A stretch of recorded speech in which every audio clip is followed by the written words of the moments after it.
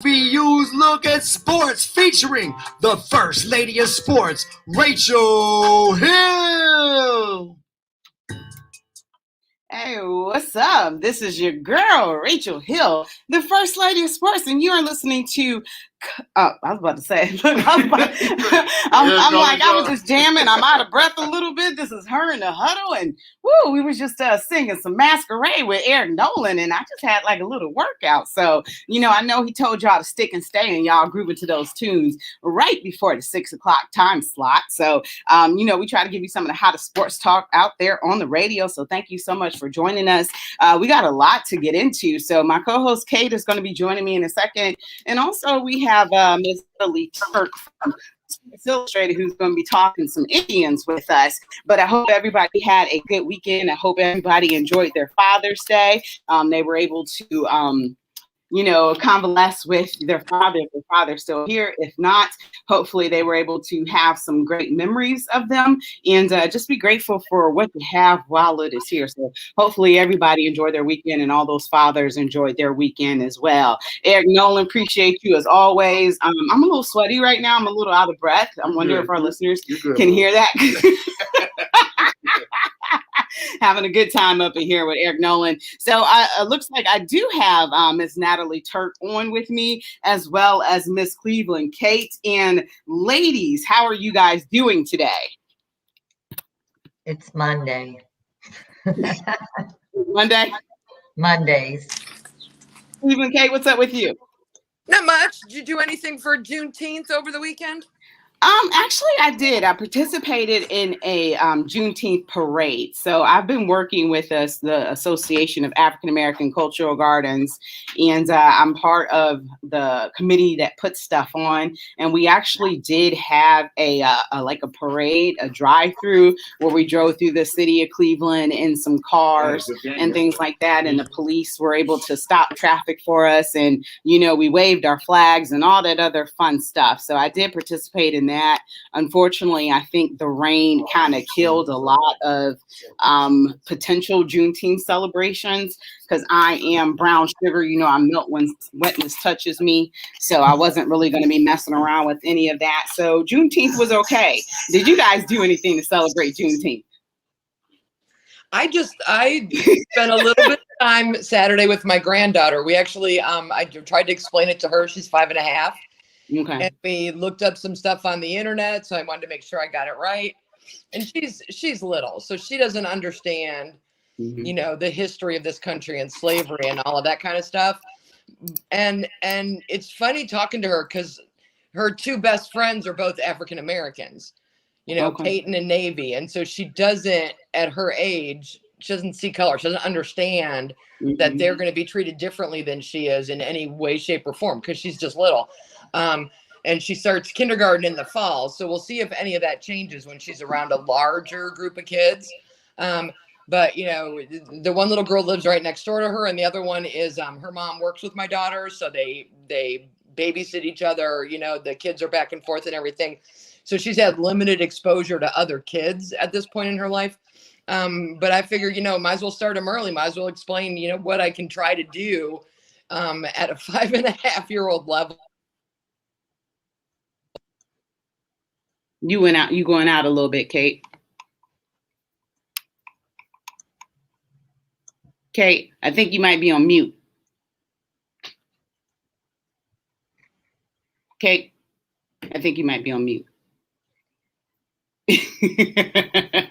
We're going to work on Cleveland Kate's audio in a second. Okay. Cleveland Kate, you with us now? Okay, I can't hear her. So she's gonna probably go out and go back in. Natalie, did you get a chance to do anything for Cleveland Kate? Can you hear us now? You can hear us? We can't hear you yet. I can read her lips pretty good. I could translate this for you. What'd she say? I don't know. She said I can't hear, or I can hear you. That's what I got. But we can't hear her.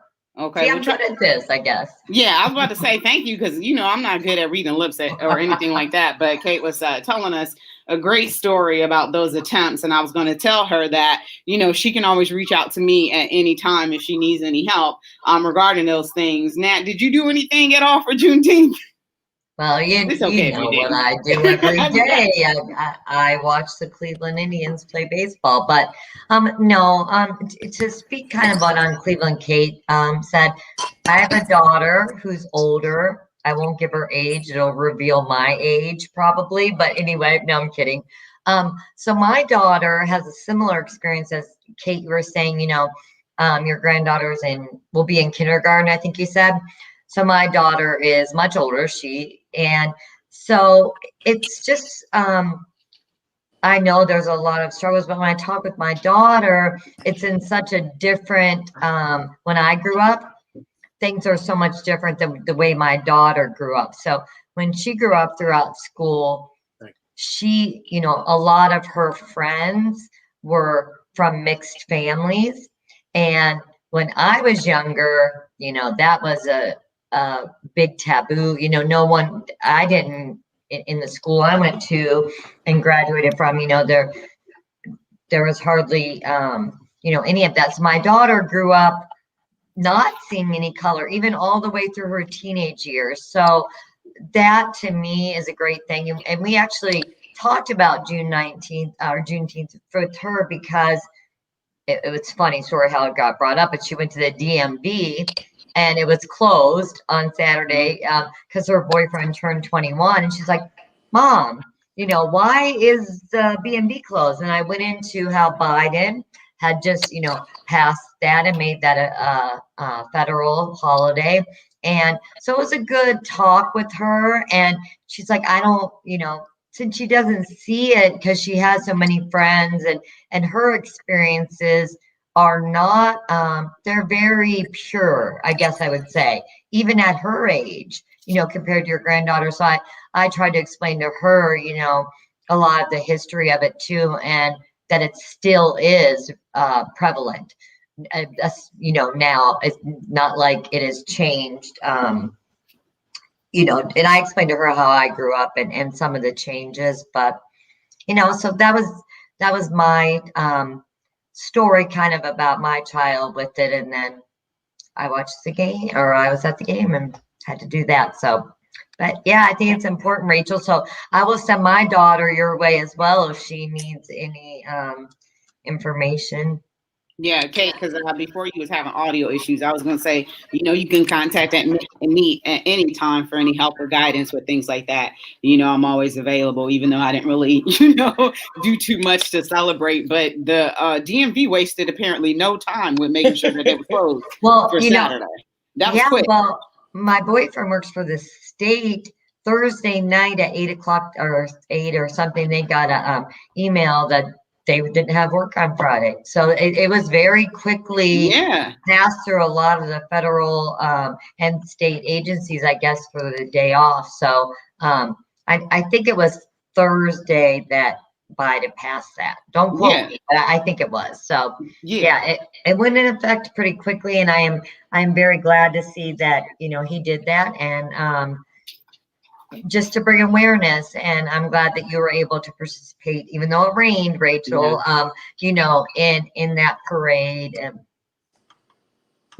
So but yeah, that was just hopefully that in the future, because a lot of times jobs don't give you like MLK off and things like that. So hopefully Juneteenth could be a holiday in which it is given off by most Fortune 500 companies and things like that. So you can always feel free to probably go to your HR and say Black Lives Matter, and hopefully they get a little intimidated and talk about making that a company holiday. So we'll see, how that really goes in the future. But, ladies, I'm so glad that I have you guys here.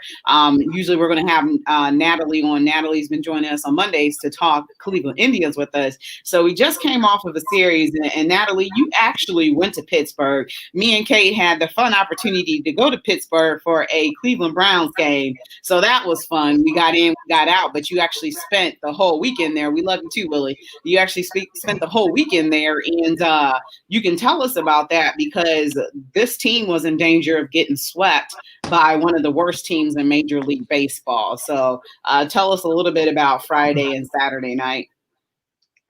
So all days run together for me. So anyway, Friday was the 11-1 comeback, where they came back to 10-11 to almost win the game. So I was glad to see that. At least I was kind of shocked, to be honest, that they actually mounted such a comeback. But I guess you can't call it a comeback if you end up losing anyway. A loss is a loss.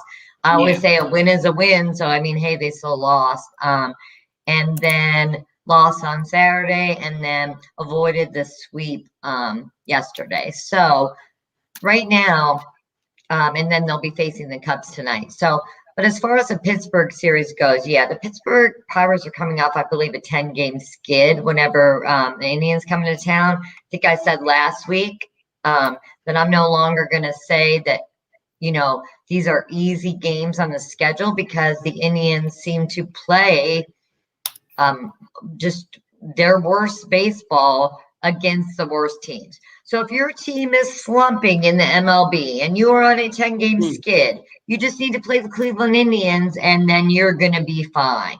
Because, the Pittsburgh offense hadn't scored runs, I forget in how long. Their bullpen was one of the worst, if not the worst in baseball, I believe. And,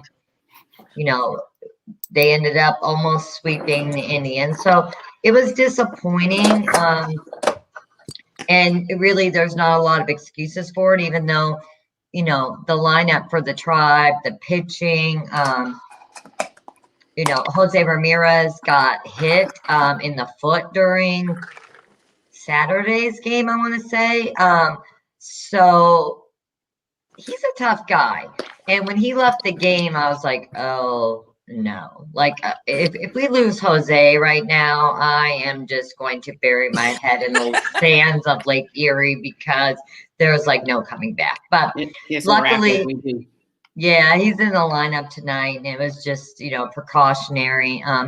But Ernie Clement, which is one of our up-and-comers, stepped up and played for Jose at third base yesterday. So, which I'm really excited about. I'll just say a little thing I'm doing with Sports Illustrated. I brought it out today. Because the Indians had one of the youngest teams in baseball, I decided to do a series called Behind the Dream. And I am going to tell the journey of rookies and how they made it to the majors. So I started with Nick Sandlin, just because I had some work on him earlier this season. So that's something I'm going to do. I'm very interested in what these guys have to do to get up to the majors. So, but Ernie Clement, he's just been up recently, and he did really well filling in for Jose when he had that. It was a foot contusion, just a bruise. They kept him out. He did DH though. Which game was that one? Because I unfortunately missed the game on Saturday because I thought it was at 7:00. So I got the notification that they had lost, and I was like, "Oh, whoops!" So are they going to keep with these Saturday games at 4:00, or what's the deal with that? I think because you're right. I mean, I'm looking at the schedule, and usually, you're used to them being the 7:00 games, and then so the Friday and Saturday evenings, and then the 1:00s. But they've been having, and most of the schedule, I look ahead, it's the 4:00 on Saturday. So. Also, we're going back to back against two National League teams, so that the pitchers have to bat. We have to go through all that too, which isn't fun. But for me, I prefer the 7:00 games on Saturday, because especially in the summer, it cools off a little bit, and then if something happens with the weather around here Friday, like it's been crazy the last few days, and you get some rain. You've got time to squeeze like a 1:00 in on Saturday to get that game in and not have to postpone it till later in the year. I'm not sure what's with this 4:00 stuff. It's got to be hot as heck if you're sitting on the first base line at 4:00 on a Saturday in July. Yeah.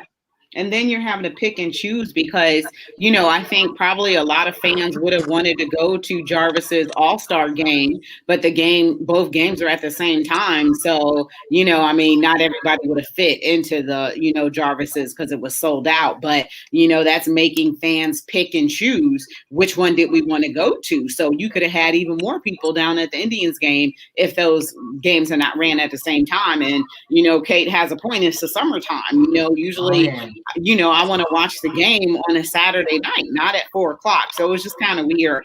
And I should have been paying better attention to the schedule. So we're going to take a break really quickly. Then we're going to come back. We're going to finish up with the Indians, a little baseball, because Shohei Ohtani is trending a lot today for whatever reason.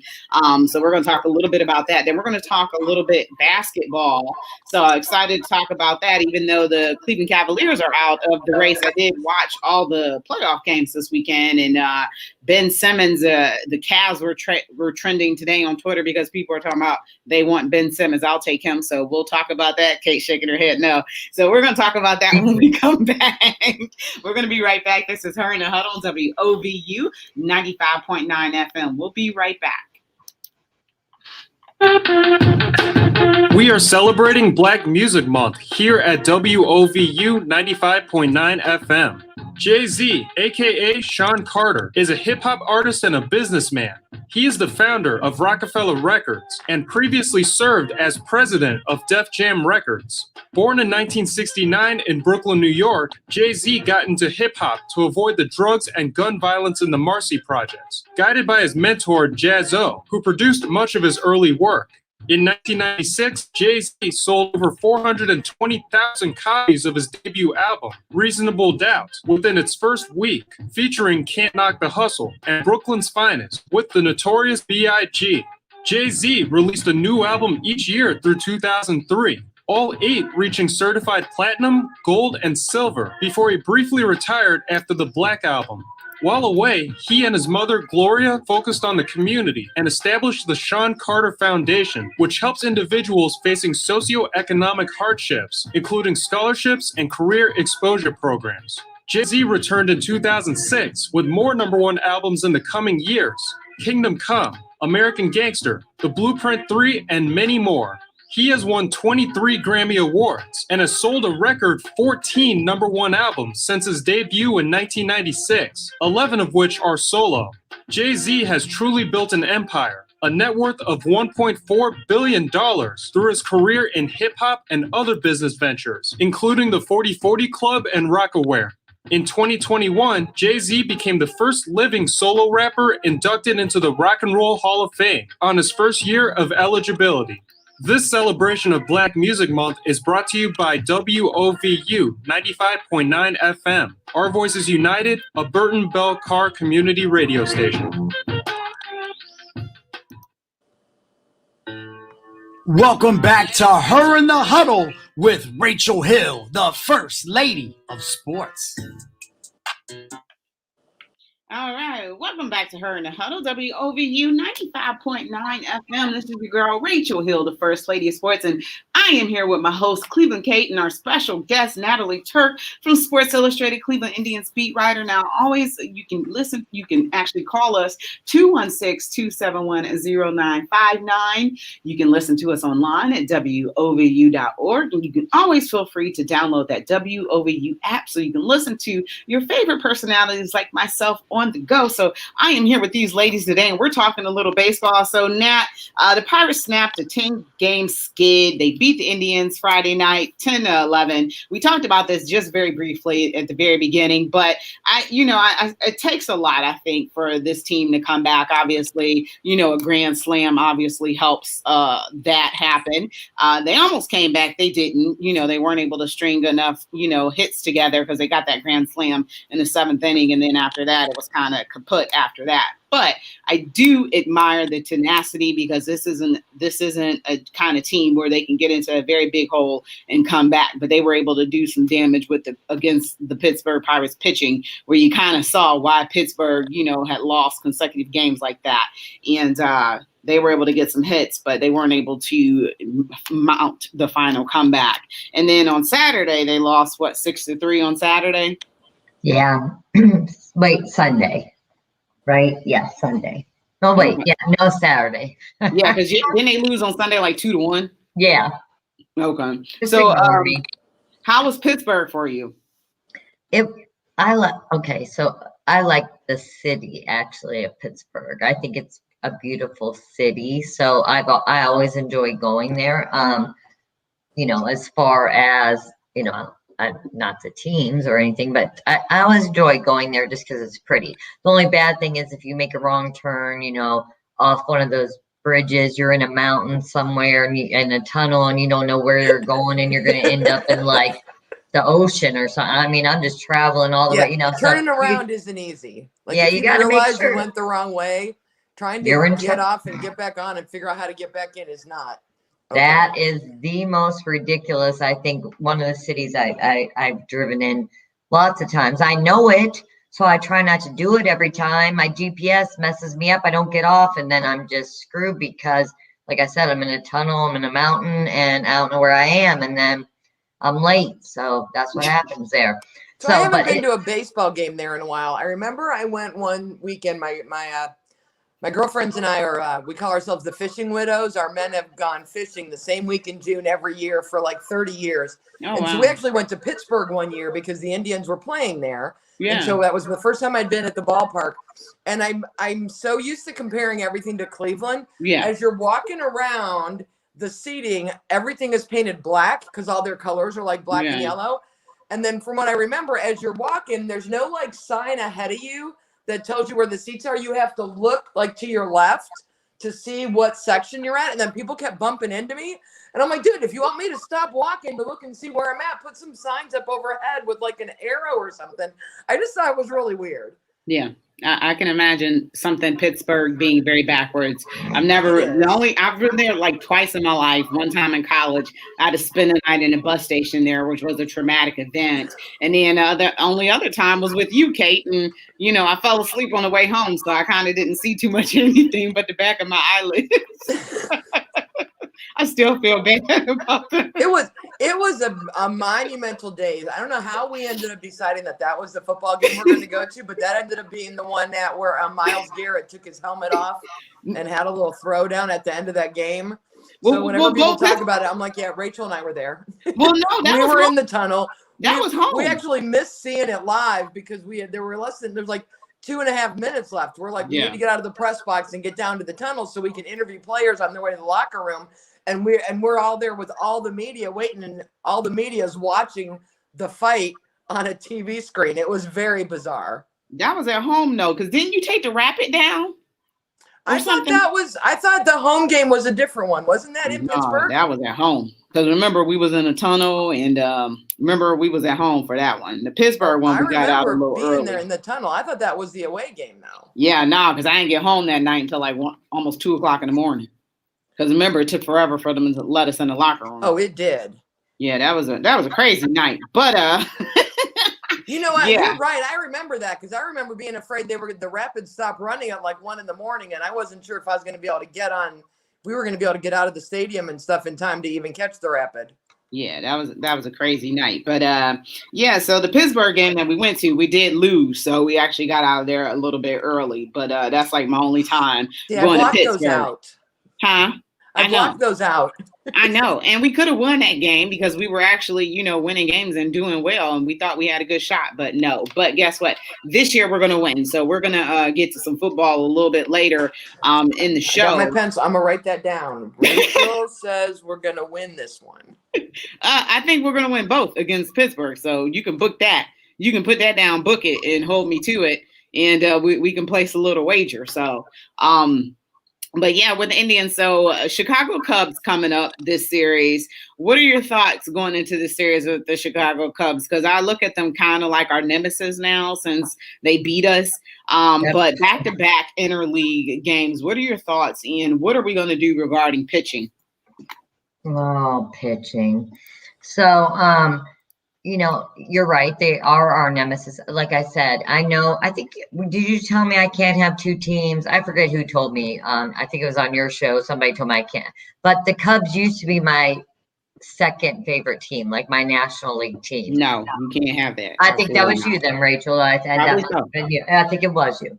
So I liked them until they broke my heart, and in 2016, and I want to beat them every chance we get because they ruined my World Series hopes. So, but yeah, playing back-to-back interleague play is not fun for our team, of course. But tonight we have Savali on the mound, and also interesting to note, tonight will be the official beginning of checking balls for sticky tack or whatever it is they're called.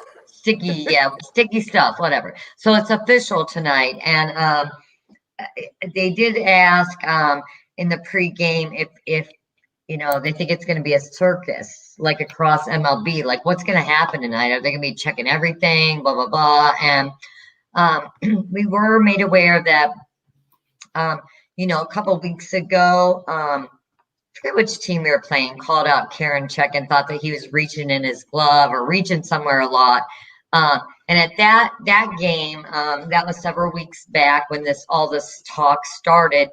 Francona had a meeting with the team and all the players, and they have, the official statement out is, that was all taken care of. No one was named to be using anything, but if anyone was, they have then since stopped and everybody's ready for tonight. So I'm interested for the game against the Cubs, but I'm kind of more interested to see how the umps are going to kind of police this and what it's going to look like. And are we going to find out that all of a sudden pitchers are getting, killed out there because, they were, and by that, I mean, getting hit off, hitting batters. We've seen that actually, not just the Indians, but across Major League Baseball. A lot more walks kind of over the weekend, a lot of wild pitches, hit batters. So, I mean, that's just me, and the way I think. And I'm like, So I'm wondering what we're going to see these next few days as they really crack down. And, I think they're giving out 10-game suspensions for anyone found using that. So I think that'll be kind of interesting. I'll be watching closely tonight for that. But yeah, other than that, we have Savali, which I feel good about. And then I believe tomorrow, also Eli Morgan is probable for tomorrow. Eli Morgan, who is that? Okay, so that's Monsoon Morgan. That's what I named him. Because if you remember the game in Cleveland that was like 60-mile-an-hour winds, and he played, that was his major league debut, and they played that game against the Blue Jays. Yeah, and he barely made it out of. I felt bad for the kid. Like, could you imagine making your start in that kind of weather? So set up for failure. Yep. But then again, Toronto, they didn't have any trouble hitting off of it. They beat us. So, I mean, I can't really compare it. But so we'll get a better feel for him tonight. So he's another, young up and coming who is probable as our starter tomorrow. And then, so that's just a short 2-game, I believe, because Wednesday is off day. One of the rare off days, because then they take on the Minnesota Twins. So I wonder why they have those 2 games against the National League. I don't know why they do that. Shout out to Joyce. Joyce says she's listening to us on the app. Thank you so much for listening. Willie said Jacob deGrom got checked today. I guess they didn't find anything, because if so, they'd be talking about it. Shohei Ohtani is trending because he is the first player to actually commit to the home run derby. So he is the first Japanese player to ever enter the home run derby. So that should be very interesting, because we know that he's also a pitching sensation. So I'm super excited for him. Kate, thoughts on the Indians this past weekend before we go to break? No, it's just I hate to lose to Pittsburgh, even if it's in baseball. Nat, did they say? Do we have any idea what the process or the procedure is going to be like for checking the pitchers? Can they just? Is it just the beginning, like the first time they come out, kind of thing? Is it whenever the umpire wants? Any idea? Yeah, it was like, so I haven't heard that there's a uniform process. I believe what they're just going to do is just keep, you know, they're going to watch the pitchers, of course, to see, you know, I think if they look like they're reaching or doing something suspicious. And then when the balls, you know, they'll be just periodically, I guess, at their own will, kind of checking them, you know, if one goes in the dirt or whatever before they throw another one out or give it to the catcher, they're going to, you know, check it. So, you know, Willie had made a comment that he saw it. I have not physically seen them do that yet. So I'm curious to see what that'll look like. And this may just be like a circus act because, you know, everybody's different. So maybe some umpires are going to be really aggressive. Maybe other umpires really aren't. So I hope that it isn't, you know, a big deal. And I think we'll find out. My feeling, and I'm not saying I even know anything, but my feeling is that was used widely across the league. And my feeling on it's kind of changed. When I first heard about it, I'm like, you cheaters, everybody cheats, you know. But then I'm like, well, I think that it's just been something that's been acceptable in baseball. And they've been using it just like all different kinds of things that batters have used and different things. So now they're just going to have to find a way to pitch, you know, without using that for their grip. So, which will get harder as it gets warmer as well. I just don't want it to be like the strike zone. I just don't want it to be different for every guy who's behind the plate. I want there to be some consistency in something in baseball.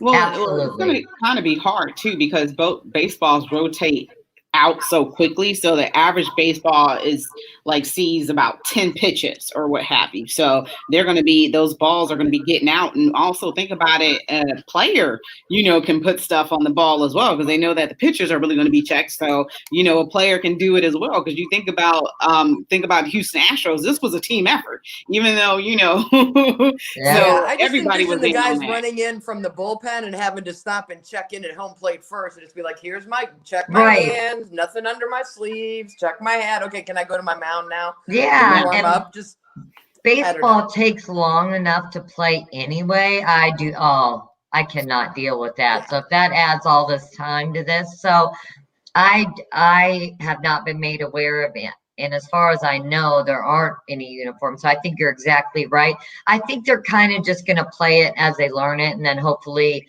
they'll figure out a good way to do it without, like you said, having to, you know, where they get like a body scanner, like, you know, when you go in the airport or whatever to see if you have anything on your person, you know, that you could slide somewhere and get on the ball. I don't know. But I think it'll be interesting. I think it's going to be interesting how some of these pitchers pitch too.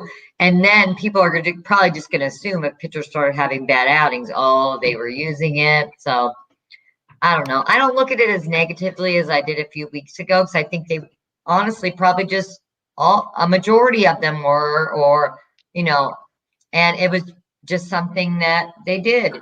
Baseball players do all kinds of things that I'm not really necessarily think are cheating, but now that it is illegal, it is cheating. So the Astros aside, they are cheaters. They 100% cheated. Now that was full blown cheating. So. Yeah, but they're all cheating. So like we said, it's going to be interesting to see who actually gets popped. So now it'll be whether or not you get caught. So we're going to take another break right quick. When we come back, we're going to talk a little hoop action, a little playoff action right now. We're going to be right back. This is Her in the Huddle, WOVU and 95.9 FM.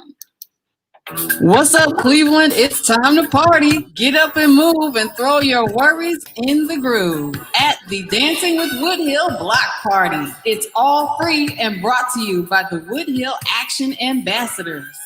Saturday, June 26, 12 to 4 p.m. at East 110th and Woodland, right in front of the Dream Wall. Of course, there's going to be music, but also food, games, and a dance contest. So come and strut your stuff.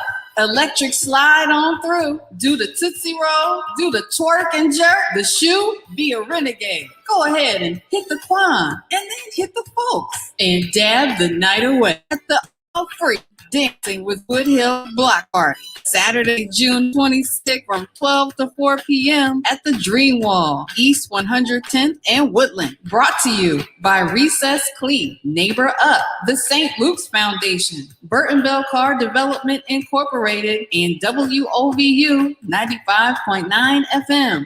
Our Voices United, a Burton Bell Car community radio station.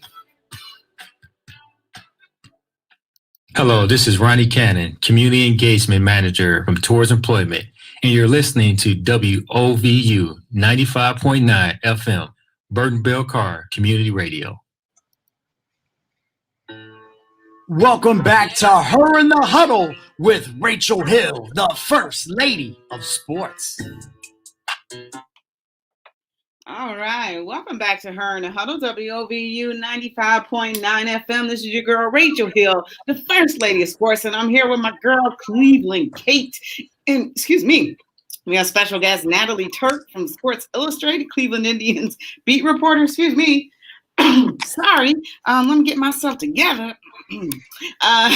Welcome back, ladies. Welcome back, listeners. So I'm moving a little bit to the NBA, man. So, I am an NBA fan. There's a little bit more to it for me when the Cavs are in the race.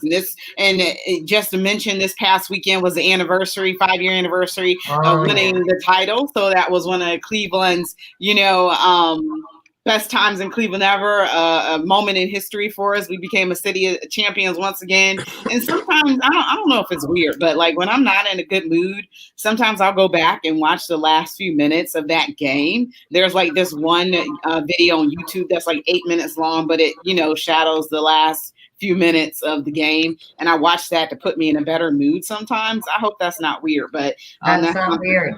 That's something I do. Sometimes I'll watch the ending of Ohio State, Alabama in 2015. That went over Nick Saban. I've been watching Browns victories these past weekends. So yeah, I do a little thing to make myself feel better. But this NBA playoffs is a little different because LeBron James is not in there. So I had wondered, and this might have been something. It was either me and Natalie talk about it, or me and you, Cleveland Kate, about whether or not the ratings would be up if LeBron James was going to be in the playoffs. Do you guys think that people are watching even though LeBron James is not in there anymore?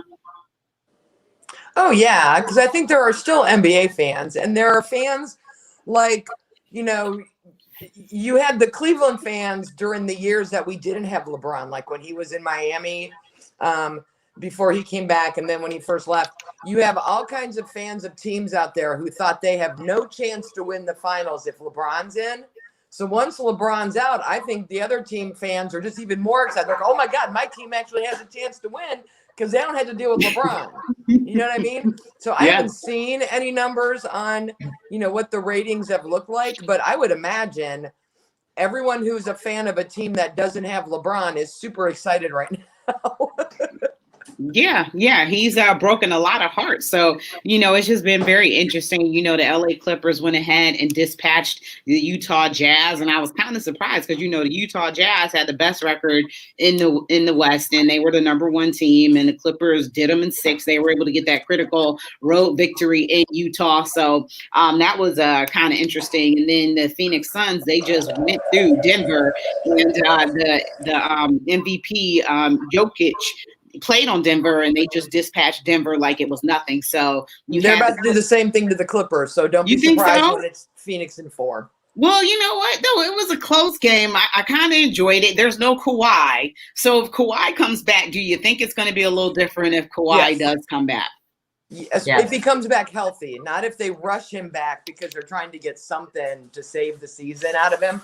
If he's actually 100% when he comes, even 90% of Kawhi is still – I'll take 90% of Kawhi. If he's healthy and he comes back, they have a chance. But otherwise, no. Yeah. What do you guys think about Devin Booker? Devin Booker is insane. So I'm a big FanDuel, Rachel, we talk about all the time, but so I take Devin Booker all year, long. I think he's great. and he never goes off the way he did. You know, I mean, that was an impressive display. Because he had missed the playoffs. In his first five, in his first 5 seasons. So he had been like injured a lot. So with Chris Paul, you know, sideline with the COVID protocols and whatnot, you know, Booker really stepped up. And I mean, I don't have his stat. Wait a minute. Yes, I do. He had a 40-point triple double with 13 rebounds and 11 assists, it says. So that, yeah, he put a stamp on that game. So I like him. I wish I would have taken him in FanDuel that night. I made a mistake by not doing that. So I'm out a little money because of it. But yeah, I like Devin Booker. Kate, do you do the FanDuel at all? No. Okay. I got to get you ladies into this. I'm telling you. I don't know if we're really gamblers though, Nat. Oh, listen, so it's not really. It's not. I don't gamble. I hate casinos. I hate everything. I went to bingo with my grandma years ago before she passed away. That's the only gambling I do. And I like bingo though. Oh, I like bingo too. And the thing with FanDuel is if you're a big sports fan like we are, oh man, it will suck you in. And then because we're women, listen, and we know our sports. So that's what makes us have an advantage. I'm telling you. About 5 or 6 years ago when FanDuel was a commercial and one of the NFL games, you could deposit like $25 and they would match you. So you got $50. I'm like, all right, I'm gonna give this a chance. And this is not a lie, hand to God. Like 5, 6 years ago, I have never deposited another dollar. And I have probably won over $175,000 probably in those 5 years and never had to real money? Real money. You win and you can just withdraw your money. It takes about 2 or 3 days. Goes right in your bank account. This is not. We are not sponsored by FanDuel. I'm telling you, I will send you an invite. I got to go. I just love it, and I actually partnered up with a guy who's even better than me. I mean, he's amazing. NBA is where I really do well. MLB, even though like. That's baseball is my favorite. Now you would think I'd be good at it because I cover baseball. I still don't win the amount of money I win in NBA, but I work with Moneyline DFS now with a guy named Ethan. He wins nightly, like we're talking 30, 40,000 a night. Yeah. $30,000 off a night. You go on his Twitter page and look, he literally posts his lineup and his winnings. He is, but what he does, he takes hours to research like the dew point in the park and which, batters are better against. So for me, NBA is a little easier because you don't have to put all those variables into it. So I really try because now I'm competitive. I want to beat Ethan because I'm like, you want $30,000 and like he won a trip to play in the fantasy like World Series at the All-Star game or something. I mean, this guy is good. So in my Twitter bio, I always say I can beat you at FanDuel, and then I met him on Twitter and I was like, yeah, I can't beat you. So, but it's not really in my mind. I don't find it gambling. It's more just like it's kind of like a sports thing for me. And if I was losing all the time, I guess I wouldn't play, but it's a lot of fun. I play every day. Sport, but it's one day, one night, one set of games instead of being a whole season long. Yeah, like Rachel, a fantasy league. You know how I am about fantasy football. Yes. I was in 8 leagues one year, which is way too much for me. It's too much. It's just you set your lineup for one day, and if you don't want to do it again, you don't do it again. Yeah, if you don't want to play tonight, next week and the week after, you don't want and all that stuff. Absolutely. So, that's why it's really fun and amazing. Because if you don't play for a week, you don't. But if you're sitting at home, like, I'm gonna play tonight. You can play anywhere from 5 cents, a quarter, $1, all the way up to hundreds of dollars. The most I've ever bet is $20. That tells you something, because I am not, even though I've won a lot, I'm still super frugal. So I'm like, I know if there's like these $100 games, I'm like, oh, can't do it. I won't. And you just cash this money out? Yeah, immediately. You can just hit cash out when you win, and it goes into your bank account within like 2 to 3 days. Real money, no, not through PayPal, not through anything, all legit. Okay, we're gonna have to talk. We're gonna have to talk Yeah, about this we more gotta get offline. together.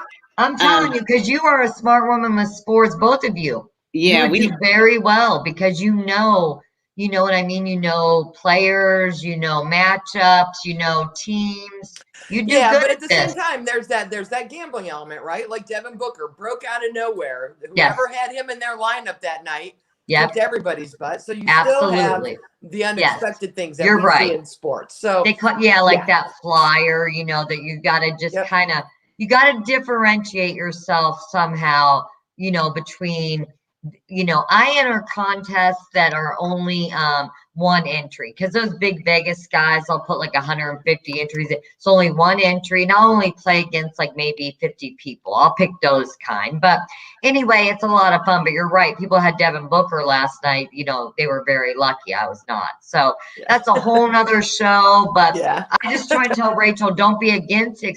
I think you would do great. I'm gonna keep that in mind.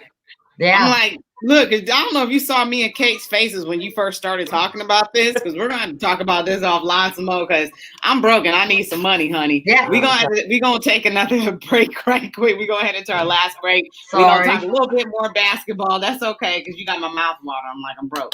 So we'll be right back. This is Her in the Huddle, WOVU at 95.9 FM. We'll be right back. Tuesday, June 22nd, join Ward 5 Councilwoman Dolores Gregg and Cleveland Police Chief Calvin Williams as they host a community meeting on the new police headquarters from 6 to 7:30 at the Box Spot, 8005 Kinsman Road on Tuesday, June 22nd. Share your voice on what you want to see in a new Cleveland Division of Police headquarters. Remember, join us at the Box Spot Tuesday, June 22nd from 6 to 7:30 p.m. If it rains, meet us at Cornucopia Place, right next to WOVU. This is brought to you by Ward 5 Councilwoman Dolores Gregg, the Cleveland Division of Police, and WOVU 95.9 FM, Our Voices United, a Burton Bell Carr community radio station. Attention Shaker Heights residents. The United States Postal Service is bringing a mobile unit every Monday and Thursday from 9 a.m. to 11 a.m. at 2855 East 130th Street in Cleveland. This mobile unit will offer services including stamps, package mailing, and money orders in place of the Shaker Finance Station, which is closed through October while enhancing security. P.O. Box customers should continue to pick up their mail at the Shaker Main Post Office at 3675 Warrensville Center Road, Mondays through Fridays from 8:30 a.m. until 5:30 p.m. and Saturdays from 9 a.m. until 2 p.m. The lobby will remain open for 24 hours a day. Once again, the United States Postal Service will use a mobile unit for Shaker Heights residents every Monday and Thursday from 9 a.m. to 11 a.m. at 2855 East 130th Street in Cleveland through October. This is brought to you by the United States Postal Service and WOVU 95.9 FM. Our Voices United, a Burton Bell Carr community radio station. Welcome back to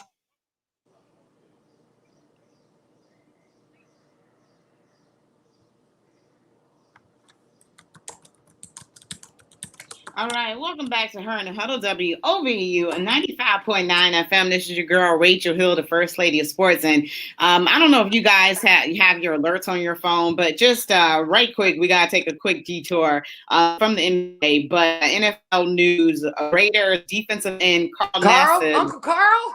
Yeah, former Cleveland Browns defensive end has came out as gay and becomes the first active NFL player to do so. So this is, I remember Carl from Hard Knocks being all about the money, and I'm just, wow. You know, this is interesting news because we know what happened when the last person who was attempting an NFL career came out as gay. Michael Sam briefly had a stint with the St. Louis Rams at the time. They were in St. Louis, and he was unable to make an NFL roster. Was it because of talent, or was it because he came out as openly gay? So, ladies, just your quick thoughts on this. Cleveland Kate, I'll take you first.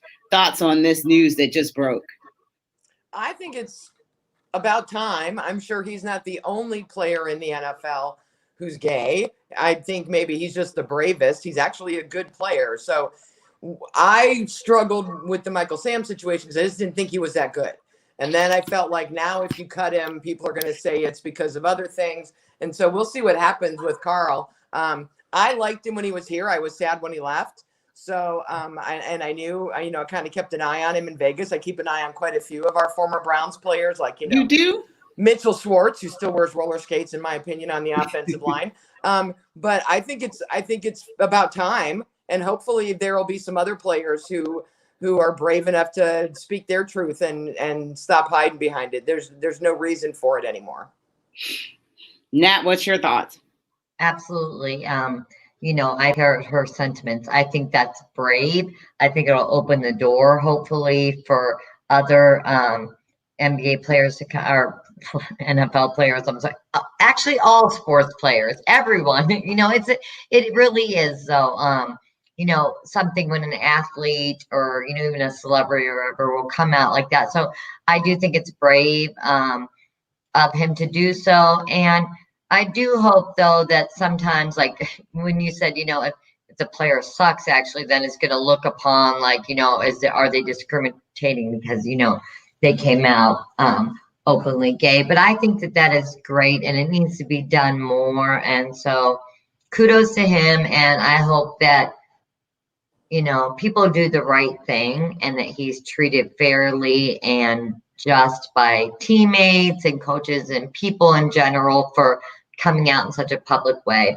And it's sad that we live in a world where you have to make an announcement, basically,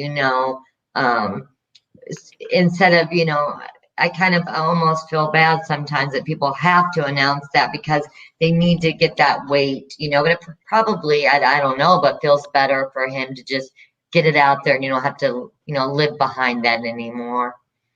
Rachel, does it say it in the article, like if he told his teammates first before he came out, anything like that?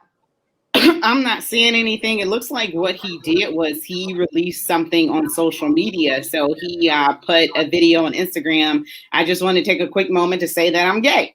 I've been meaning to do this for a while now, but I finally feel comfortable enough to get it off my chest. I really have the best life. I've got the best family, friends, and job a guy could ask for. I'm a pretty private person, so I hope you guys know I'm not doing this for attention, but I think representation matters. And then he also announced he's donating $100,000 to the Trevor Project, a nonprofit organization that focuses on suicide prevention programs for LGBT youth. So nobody has ever came out during the regular season. So the season hasn't started yet, but nobody has came out. The article does reference Michael Sam. It's funny. I just talked about that, who came out, but he did not make an opening regular season roster. So a handful of players have came out after their playing careers have been over. He's 28 years old, third round draft pick of the Browns in 2016. He also played for the Bucks, and he was Big Ten Defensive Player of the Year at Penn State in 2015. So I think it's important to live in your truth and be who you are. I think in the NFL, all they care about is, as a defensive end, can you get to the quarterback? Can you tackle people? So hopefully that'll be all that matters. People need to mind their own business. If he's not doing anything to you, mind your own business. So, I wish him the best, and hopefully, he can be free of also that emotional toll of hiding who he is as well. So best of luck to him as well. So going back to basketball really quickly, though, but the game that shocked everybody was a Saturday night game in which the Brooklyn Nets were taken down by the Milwaukee Bucks. And, I am not a Kevin Durant fan, especially when Kevin Durant left and went to the Warriors and joined a team that already had 3 All-Stars and had just won pretty much 2 titles. I'm not a fan, and at that point, I just look at it like he needed them, they didn't need him. So he won a couple championships and left. So hasn't won any since, but obviously he was injured the year before last, so it didn't matter. Kyrie was injured as well. So the New York Nets, number 1 in the East, and they couldn't get past Milwaukee. There was the game went into overtime, and Kevin Durant, pretty much how it ended was on an air ball. Amazing performance. I think he had 49 points, and he wasn't able to bring it home. So, want to get y'all thoughts on that game. Was it Milwaukee? Would you say the better team won Saturday night? Would y'all say that was the better team? Yes. Yeah, Okay. I always think the better team wins anyway. I love a game 7, and I don't necessarily dislike Durant, but I did think it was funny that afterwards, because the shot before the air ball should have been a 3-pointer. He said if he didn't have such big ass feet, is exactly what he said. Because his foot was, if you saw it, I was watching. He was right on that 3-point line, but his feet are just so damn big. Like he said, he didn't get that in, and I mean, he did play all 53 minutes. You could tell he was exhausted. I actually tweeted out, even though I'm not a Durant fan, I was like, no matter what you think about him, because I thought to myself, I have to, be neutral kind of on it, I guess. He did lay it all out there, at least in that game. But the air ball, whatever, that he's going to have to live that one up. But, the Greek freak, Giannis actually said that Durant is the best player in the world or something, basically, I think, after that. So I don't know. But I think the Bucks definitely won best team. I'm not a big fan of the Nets, so I was glad to see the Bucks win. Yeah, but I don't know if Kyrie was there, things probably would have went differently. So we can't ignore that Kyrie entered and didn't play in the series. James Harden came back and said he did the best he could, but then it also came out that Kevin Durant was supposedly playing hurt with like a strain or whatever. So I mean, it is what it is. Milwaukee, they came in and they did something that they hadn't been able to do, which was move to another round after being the best team. Because remember, they had an early exit last year in the bubble. So, for them, it was getting past. And one of the things that, for all NBA teams, we have to keep in mind, Golden State Klay Thompson is going to be healthy. So he's going to be back for Golden State. And Golden State is the potential to be very dangerous. So if anything, that was something that LA didn't have to worry about this season. The LA Clippers, no team in the West had to worry about Golden State. But as we know how good that team will be, this is the year for whomever to win. And then Golden State is going to be a contender as long as everybody is healthy for that. So, I just thought that to be very interesting that they were able to get past the Nets. And I was rooting for Milwaukee. And it's funny because I root for the underdog. So that's me. I mean, the New Jersey Nets have never won anything, I don't think, like ever either. So, but it was hard rooting for them because they had Kevin Durant. So I was rooting for Milwaukee. So this series between Philly and Atlanta. So Atlanta was able to advance. Trae Young is the truth. So what are your guys' thoughts about who's going to come out of the Eastern Conference between Milwaukee and Atlanta?